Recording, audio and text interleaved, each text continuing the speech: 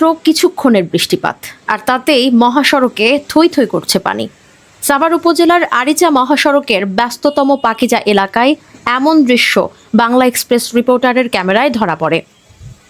এই সড়ক ব্যবহারকারীদের ভোগান্তির যেন শেষ নেই। একদিকে গণপরিবহনের চাপ, অন্যদিকে মানুষের চলাচলে সীমাহীন দুর্ভোগ। এগুলো দেখার যেন কেউই নেই। সাভার পৌরসভার উদাসীনতা উপজেলা প্রশাসন দেখেও যেন না দেখার ভান করেন। পানি নিষ্কাশনের ব্যবস্থা না থাকায় এই সড়কের জলাবদ্ধতা নিত্যদিনের ব্যাপার। সাভারের বেশিরভাগ এলাকার অলিগলিগুলোর একই অবস্থা, রয়েছে একের অধিক সমস্যা, সমাধানে নেই কোনো উদ্যোগ। ভ্যান, অটোবাইক উল্টে গিয়ে মাঝে মধ্যেই ঘটে দুর্ঘটনা।